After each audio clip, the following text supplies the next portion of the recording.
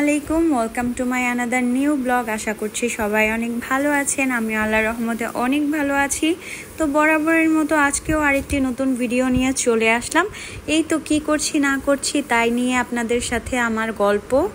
এই যে দেখছেন মানি প্লান্ট গাছ, এটা আসলে একটা গাছ না, এটা হচ্ছে আমার ভালোবাসা। এই গাছটা আমার হাজব্যান্ড আমাকে গিফট করেছে।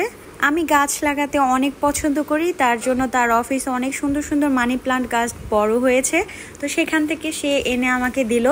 তো টাকা পয়সা না, এই গিফটটাই আমার কাছে মহামূল্যবান। তো এটা রাখার জন্য ভাবছিলাম কোথায় রাখবো। তো ঘরের মধ্যে আমার একটা কাচের বোতল ছিল যেটা সসের শেষ হয়ে গিয়েছে। তো বুদ্ধি করে এটাই সুন্দর করে ধুয়ে পরিষ্কার করে এটার মধ্যে আমি গাছটাকে রাখলাম। দেখতেও কিন্তু খুব সুন্দর লাগতেছিল। গাছটাকে সুন্দরভাবে রেখে তারপর আমি চলে গেলাম সকালের নাস্তা তৈরি করতে।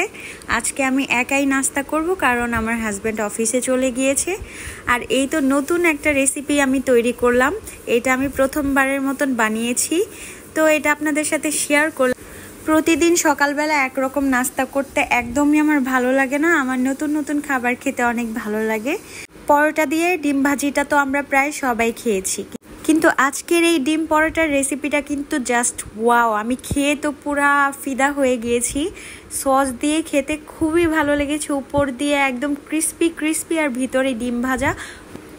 বাহিরে অনেক সুন্দর ওয়েদার ছিল, অল্প অল্প করে বৃষ্টি পড়তেছিল, আর এই রেসিপিটা বাহিরের ওয়েদারের সাথে একদম জাস্ট জমে গিয়েছিল।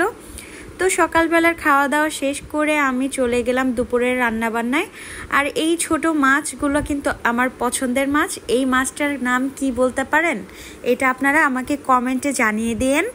আমি সবজি দিয়ে এই মাছটা রান্না করব। আর এই যে দেখতেছেন শিং মাছ, এটা একদম সাদা সাদা করে আমি আমার মেয়ের জন্য রান্না করলাম।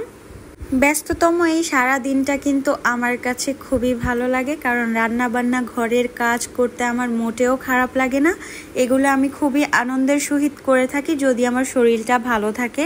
প্রত্যেকটা মেয়ে মানুষই আসলে এরকম হয়ে থাকে। বিয়ের আগে তারা বুঝতে পারে না, কিন্তু বিয়ের পর নিজে থেকেই তারা এরকম গোছানো হয়ে যায়।